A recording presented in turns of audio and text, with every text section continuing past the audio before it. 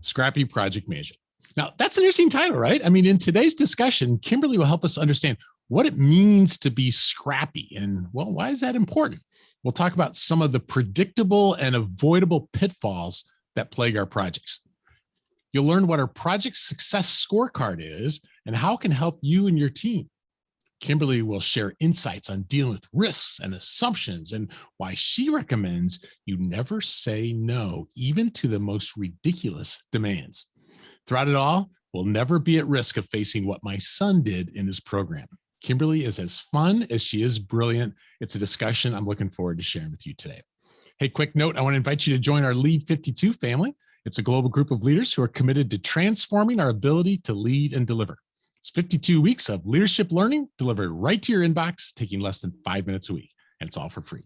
Learn more and sign up at getlead52.com. Thanks. Let's jump into today's discussion with Kimberly about her book, Scrappy Project Management. Kimberly, thank you for joining us on the People and Projects podcast. Truly a pleasure, Andy. You are a delight. I've enjoyed our discussion before the interview even started. To help us all get a better understanding of what you mean by being scrappy, like being a scrappy project manager or a scrappy business person or consultant, let me ask it this way, Kimberly. What's the opposite of being scrappy? Very practical, intellectual, logical. Yeah. And let's do it socially acceptably and in a politically correct way. Yeah, which is what a lot of us face in the corporate world to the point where it just makes us sick, right? So, so when someone goes, "Hey, Kimberly, well, what is it then?" Like, what are some of the initial characteristics that come to mind for a scrappy project manager? Well, I think the bottom line for scrappiness is to say, we're going to find a way or we're going to make one. I'm going to jump off the cliff, screaming and terrified. And while I'm falling, I will grow wings and learn to fly, or I will invent water to drop into. But I'm going to do it even while I'm frightened and anxious. Yeah, I like it. I got this sense of, there's the term used a number of times in the book, like it's something with backbone. And sometimes it feels like in the corporate world that there's just people that, okay, well, they're the boss. They said jump, we say how high. And you know, I think there's also kind of the spirit of attitude with scrappiness. Like there's this attitude, not to the point of insulting or disrespectful, but it's like you said, this attitude of, we can do this. You know, we're willing to take risks. I think you used the term willing to put myself out there. You know, things like that. Does that sound right? Well, yes, Andy, because the fact is that the typical structure and reward systems in place in our organizations do not drive people to their highest and best behaviors as leaders.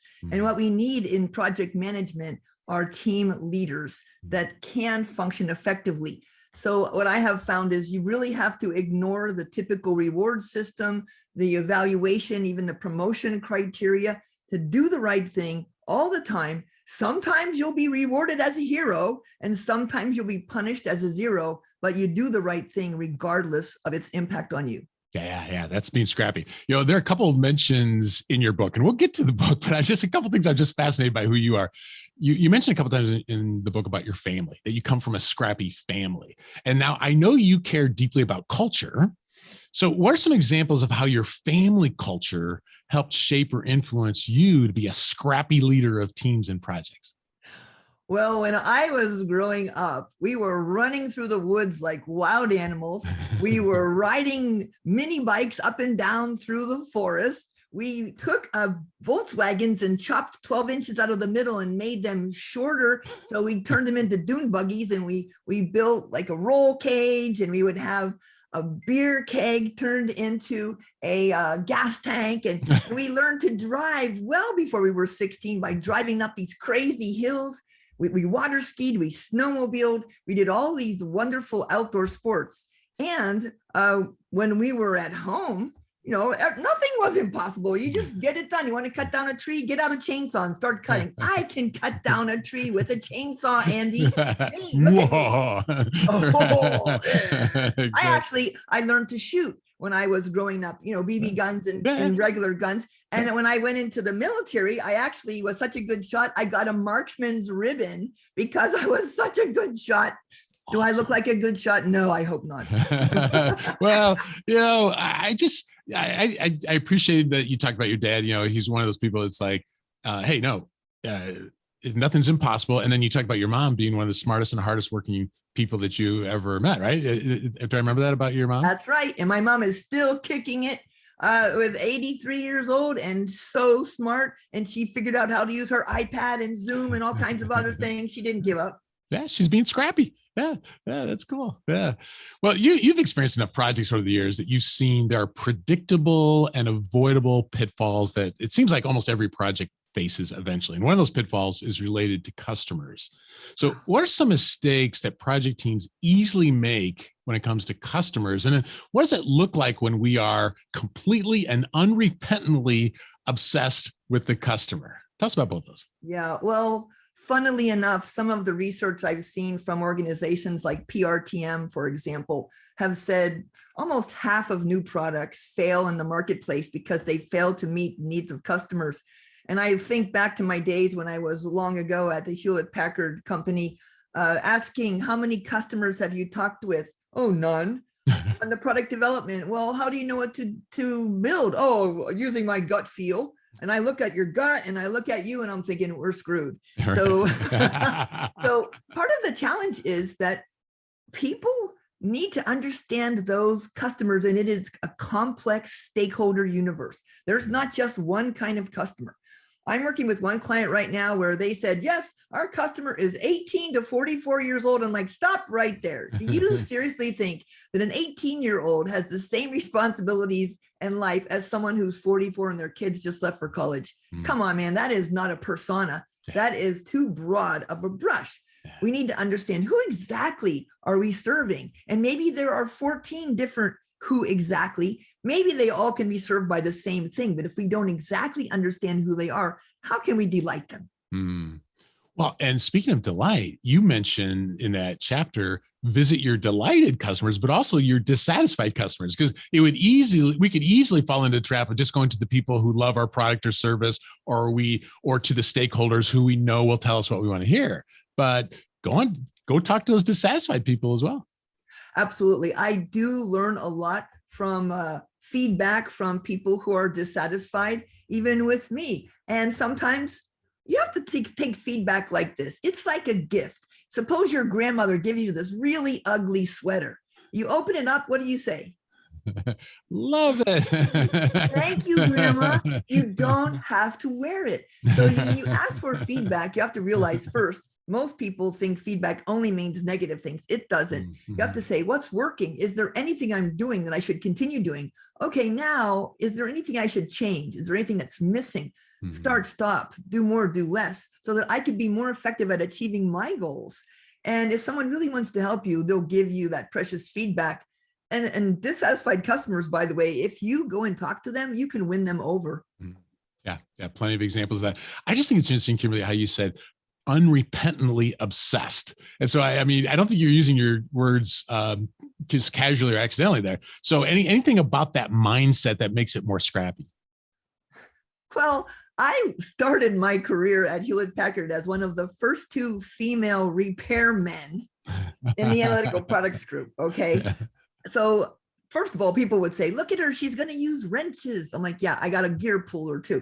But I saw customers crying when their mass spectrometer was broken and they've got blood samples going bad in the refrigerator and they can't figure out how to set their splitless gas controls on their gas chromatograph.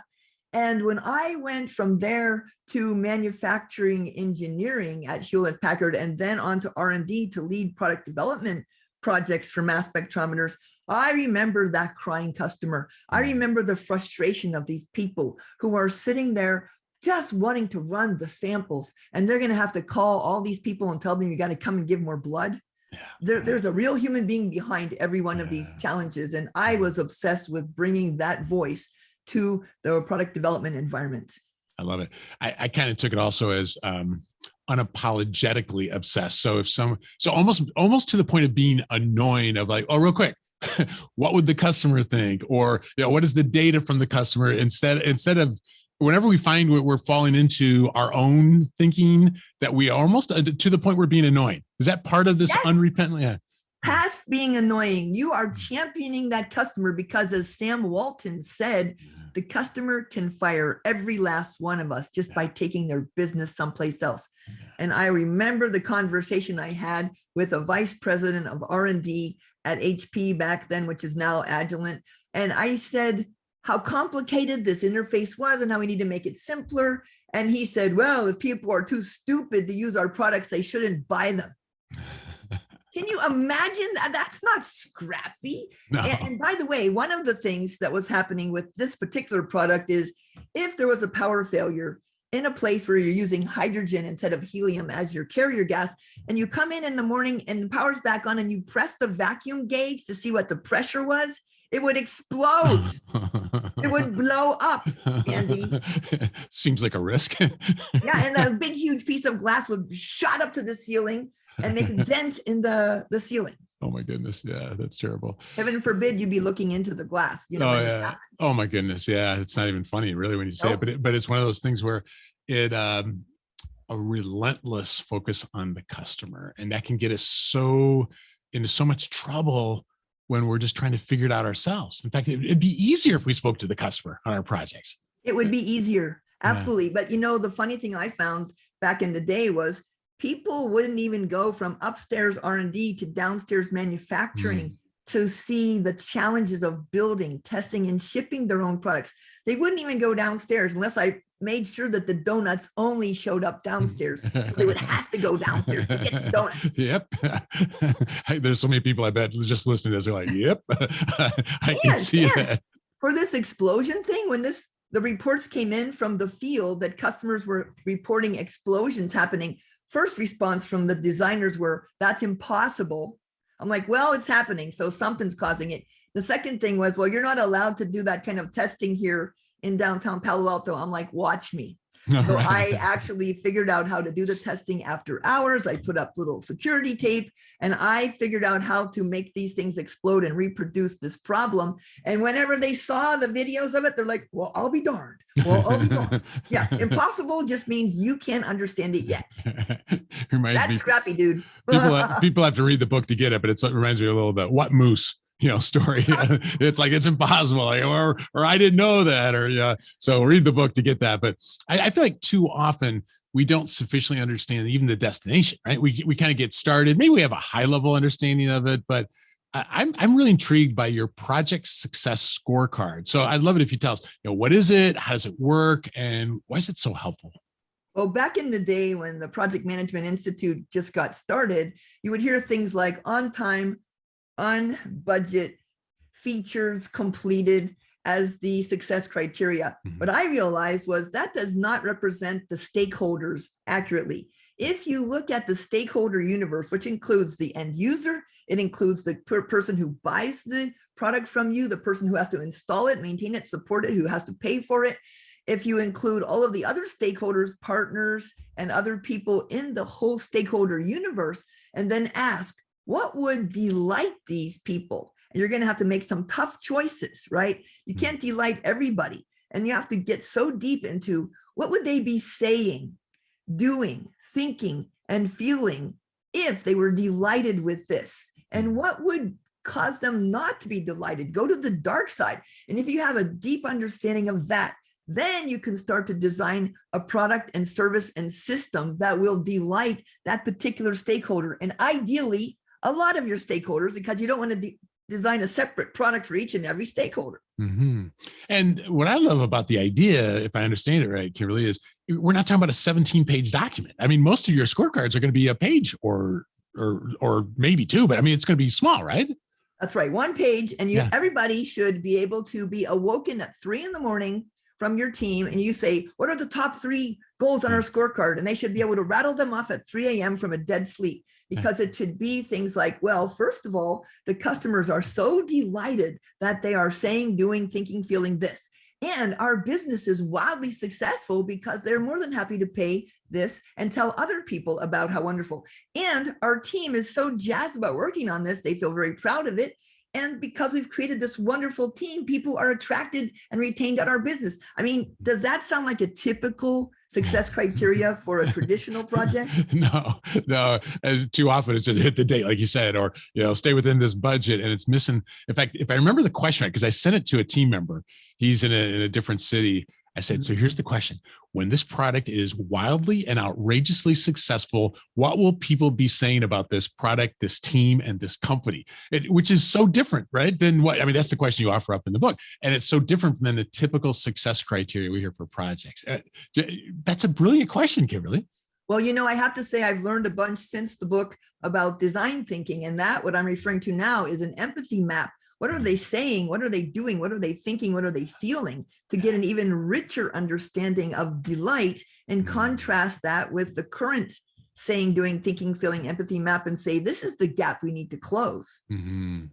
Actually, that makes a lot of sense. Because in your next version of this book, I feel like the whole prototyping idea from design thinking is kind of in there as well. Let's get something so we can get feedback. That's being obsessed with getting feedback, lessons learned, and with the customer. So right. I could totally see that. Yeah. And I think what we need to understand is that people have so much more motivation to close a gap. If you can see the finish line and you're running a race, you will actually run faster. If someone tells you just start running, okay, sure. How fast are you going to run? Yeah. And you don't know where you're going or where the destination is. But if you know, like Barry Posner and Jim Kouzes wrote, of course, a leadership challenge, which you know very well because they're big fans of yours. They have proven that people will put out 60% more discretionary effort if the finish line is clear and status and progress is informed to them on a regular basis. That's awesome. Yeah, it's a great tie to your scorecard. Now I think when someone just first hears Scrappy, they may interpret it as, well, we're just going to throw out process. We're just winging it. And you mentioned a motto that you have, something along the lines of just enough planning to optimize results, not a drop more, but not a drop less either. So I'm interested in your take on that and how you personally try to discern, are we at this point? Are we not quite at it? Are we past it? Any thoughts on that? Yes. Well, whenever we do a plan for a project, if it's a 2 or 3 year project, it is almost completely useless to try to plan out exactly what we will do in the last 2 months of the project. Yeah. Can you imagine? The first couple of years are going to change our understanding of the stakeholders, of the challenges. The competitors will change. The market will change. So what I think it makes sense to do is, hey, let's map out a very clear, vivid image of the fabulous future we're creating with that scorecard, the one page, what exactly is success. And then let's do a gap analysis. And then let's say, okay, we know exactly what to do this week, this month, this quarter, this year, maybe. We don't know what's coming after that. So let's map out a broad brush and let's put milestones in place and let's iterate. Let's pivot. Let's get feedback along the way. Otherwise, you end up coming to market 3 years later with something that completely misses the market because the market has changed. Mm-hmm. How do you get this sense though, Kimberly? And I'm part of it has having a good nose. You're like, yeah, it smells about right, but like, how do you get the sense, anything you look for of, all right, we're just refining decimal points here, or we're not quite, the numbers are too round. So how do you personally try to judge that? I actually saw a speed limit sign once that said the speed limit was 14.5 miles per hour. Now that tells you something about the precision and accuracy that's required. Right. If you are measuring things that are beyond the precision and accuracy of your methodology, that is too far. Mm-hmm. If you cannot discern the difference in value between this and 0.00001 this, then why are you going to 5 decimal places, right? You have to be reasonable about it. Mm-hmm. And what's more is timeframes are pretty well understood in certain businesses. On what time frame does this industry change? Mm-hmm. If the industry changes every 6 months, don't make a 3-year plan. Right. There you go. Yeah. So what makes sense for the project, but also the industry, the organizational culture, I suppose, and how maybe how the level of uncertainty, like, is this something we do all the time, or is this something that's completely innovative? All that could vary. Yeah. And keep in mind that these organizations that are doing these projects is a complex interdependent network of things going on. So something could change in another department, another division, another part of the world. If you're working for a global organization, that could dramatically change. Look at something changes in the global world that impacts your product or service. You have to be willing to take that into account. I'm not saying don't plan at all. Of course I'm saying plan and then pivot, plan, iterate, learn, experiment, fail forward. Yeah, it's really, to me, it's a good example, because some of this was really written before Agile was really taking off. To me, it's a good example of how good project management has always been Agile. Right? You don't have to throw any fancy acronyms or special roles. That the best projects really have always just enough planning based on data that we get back, pivot, and rinse and repeat. Right? I mean, that's kind of really what good project management's always been. It did occur to me that Agile maybe got their ideas from my book. Let's go with that. Absolutely. But I mean, I can't believe that now a daily stand-up is considered quite the breakthrough idea. I was doing those back in the last century. Sorry about my age here. No, but I think what I love about it is it's not a book that's trying to sell a specific methodology. It's really, it's almost, to me, it's a mindset book. It is a mindset. Yeah. And when I was approached by Dr. Jerry Wagner, who used to be at the Gallup Institute, and he created an institute for organizational cultures. And he contacted me and said, Kimberly, your book is not about project management. Your book is about organizational culture. And I said, interesting. Tell me more. My 4 magic words I like to use. And that's why I ended up finally understanding that everything I do is all about leadership and teams and organizational culture. And the wonderful Dr. Edgar Schein helped me pivot my understanding of my work into that realm. Yeah. In fact, before we're done, I'm going to end up asking you a question about that. But I feel like so much of what we do comes down to risk management. And, what are some of the biggest mistakes related to risk management that we make? And then I'd be interested in a couple of your favorite recommendations regarding it. Well, I think whenever you talk about risk, it's important to really go to the dark side, because if you anticipate the dark side, you can mitigate those risks. And it's also just as important to flip it and say, what could go right? What could go better than right? So I always say it like this: why not? All the reasons why it's not going to happen. It will never work. We've got to go back. We're all going to die. And then why not? What if we had 50 years, $50 million, and 50 people to do it? We were guaranteed success. What would we do? And then act like that as well. And as soon as you identify the risk, now you're halfway to mitigating that, and maybe even turning it into a plus, right? Every dark side has a light side, and sometimes bad things happen. And I say, what does this so-called bad thing make possible that would never have been possible if it hadn't happened? Let's find the treasure hidden in the tragedy. I think in the book you call those accelerators, don't you? Isn't that kind of? Yes, risk and accelerators. Yeah. And you also mentioned that you kind of adapt Goldratt's theory of constraints to help with schedule risks. So would you mind explaining kind of how you? Because I took it as, well, we got this schedule, and then we got our internal schedule, we got our external schedule. And so tell me a little bit more about that. Well, so as you may know, humans are terrible at estimations. So if you ask somebody, how long will this take? And they say 2 weeks, and you say, thank you, 50% chance. That's right. What they mean is 50% chance it will take longer than 2 weeks, 50% chance it will take shorter than 2 weeks. Now, if you had just one task, you've got a 50-50 chance of 2 weeks. Now, what if you have 50 tasks all interrelated, and all of them have a 0.5% chance of being done on time? Now your schedule has less than a 2% chance of success. So I use probabilistic scheduling. I have for many, many years, where I ask people, great, 2 weeks. What could make it take longer? Oh, Kimberly, going to your stupid meetings where I have to become a team, and blah, blah, blah, and listen to what the customer wants. Yeah. What else? Okay. And what could make it faster? Nothing, really nothing. If you had a magic wand, well, if I didn't have to go to your stupid meetings, stuff like that. So you got them thinking. Now, as soon as you get them thinking about it, you don't have to worry about it as much as the project leader, because now their mind is saying, well, geez, what could go wrong? Well, I don't want that to happen because I said it to Kimberly, and now if it happens, it'll be so embarrassing. And then how might I accelerate this? Geez. And that unlocks their brain in ways you could never help them.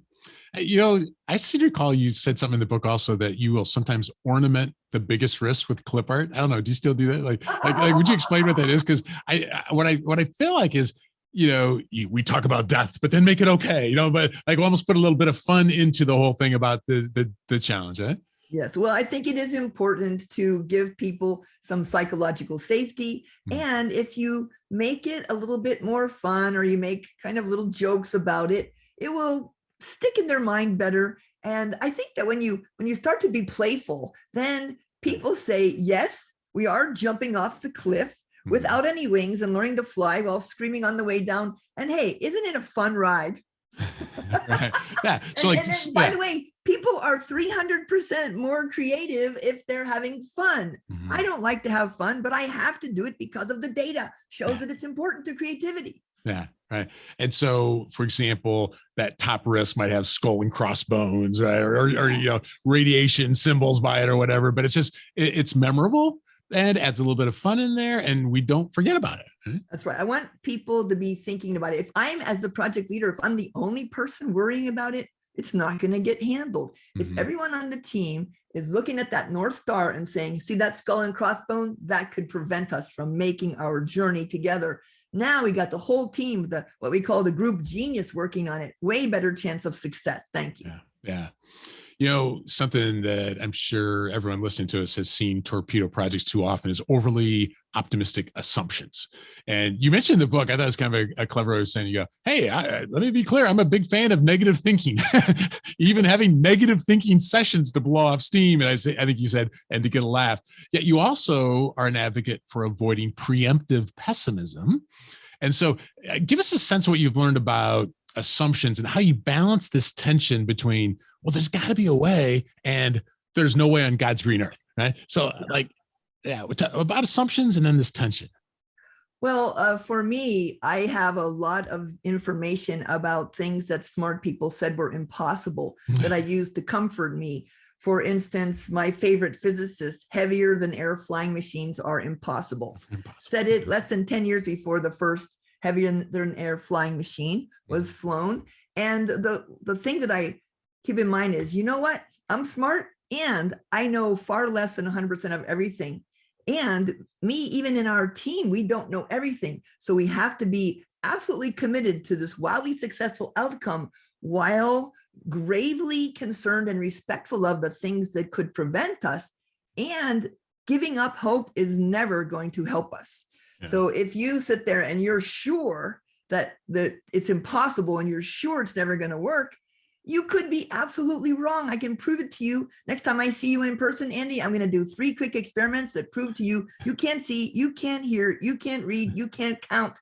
And then you'll never trust your brain again, because our brains are not built to see possibilities as easily as they are to see threats. Yeah. It's really important to understand our brains are working against us. Mm-hmm.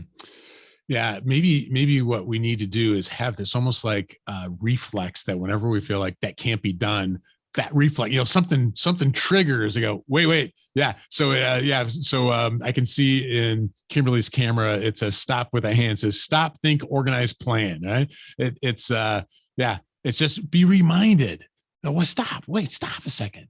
Like think, like let's try. Let's come up with a way. And what I mean by organize and plan is big why. Why are we doing this? And why does it matter? Why should we keep trying to do something that seems impossible?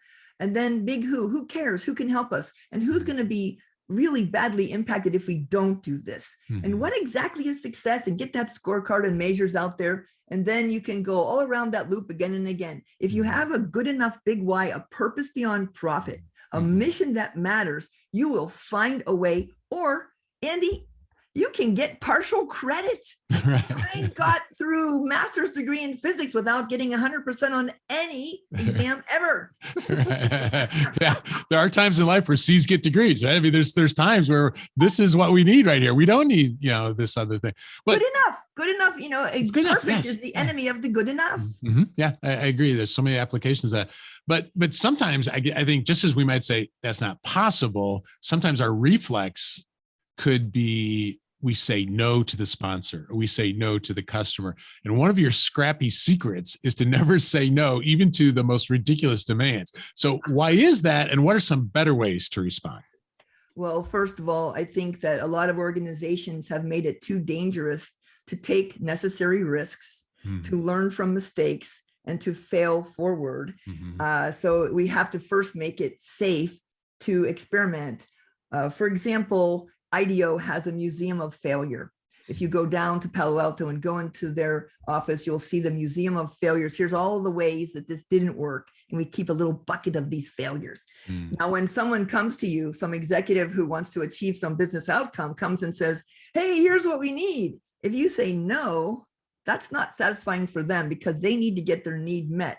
And it also isn't satisfying for you because you don't know if it's possible or not.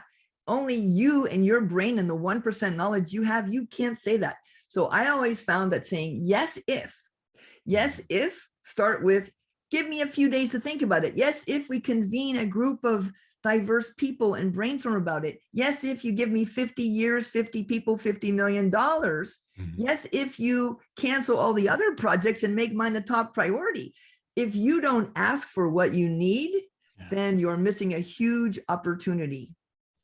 You mentioned in the book about how the sponsor is really like our most important stakeholder in the sense of if we have a great rapport and we understand their needs and they understand ours, it can make a difference. If we're the no person to the sponsor, that's not going to go so well. But if we do what you're talking about, yes, sponsor, we can do that. And if this, and then she can look at it and say, well, here's another if back, but at least it keeps us from the impossible thing, right? Well, like I'm not talking about if you're taking a satellite and you're going to launch it into outer space and it's going to leave the solar system. Of course, you need to have a different level of completeness and care. And there's even in that situation, you can still prototype. You can make a styrofoam copy of it. You can launch it up into the air and see what happens on Earth. You can do all kinds of things to approximate. You can simulate it. There's something called science fiction prototyping, Andy, where you pretend you have science fiction powers and you can do all kinds of cool things. And now if you do those things and you at least imagine it, then you might come up with alternatives that you would have never thought of before. And that is why it's so important never to shut the door and say no, but always to say, well, it seems impossible, but what might make it possible? And what are at least 3 ideas that would never work and at least 3 ideas that would get us fired? Yeah, right. I love that. That made me smile in the book. You mentioned in your book, Inspired Organizational Cultures, that Dr. Edgar Schein awoke in you, and here's a quote, or pretty close to a quote, a realization that the work you've been doing all your life has been subject to the inescapable, but not unalterable tractor beam of organizational culture. I just thought that was like beautiful. So what do you mean by that? And how does a better understanding of organizational culture help us improve our ability to lead and deliver projects? Okay, well, I'll tell you that I've worked for many years with several very big corporations to answer that question. Organizational culture for me comes in 3 main pieces. First is the past, our DNA. What is it that it's in our bloodstream, it's in our genetics. We are this, it's our identity that we share. And that's the roots of our greatness. And then the organizational culture of the present, which is our values in action. What are the things that people say and do in our organization? And what are those things that people would never say and do because they're completely antithetical to our values? And those are the things where you would fire your best engineer, fire your best salesperson for. And then there's the organizational culture of the future. What do we aspire to? What is our purpose beyond profit, our mission that matters? I mean, is it seriously just to get shareholder returns to increase our stock price? Companies that have that as a goal, increasing revenue or profit, make less profit. It's been proven. So I think it's really important as a leader to understand that the context in which you are doing these projects is influencing the way people think and feel and treat each other and what they're willing to do and not willing to do. Yeah, really well said. I mean, what's the phrase? Something like culture eats strategy for lunch every day or whatever. Yes. There's many variations of that. And if we try to lead projects without understanding the DNA, the current, where not only our company or team culture is going, but what's going on in the world's culture around us, right? If we're blind to that whole culture thing, we're going to crash and burn. Oh, I do global teams all the time where we have 10, 20 or more people from 15 different countries all working together. And when you find the common ground of their shared organizational culture and their shared commitment to a future where they solve global problems profitably and thus sustainably, now you've got wonderful people from all these countries who look like they grew up together, siblings, right? This changes everything. And organizational culture is only a barrier until you get to know people as a human being, build relationships and build trust. And you realize we all share the same concerns as human beings. Yeah. Well, for those listening, this is just a taste of the insights Kimberly shares in her books, Scrappy Project Management, and we got a little taste of inspired organizational cultures. To learn more, I put links to these books and Kimberly's website in the show notes for this cast. So, Kimberly, thank you so much for joining us on the People and Projects podcast. Truly my pleasure, Andy. Thanks for having me. Stay scrappy.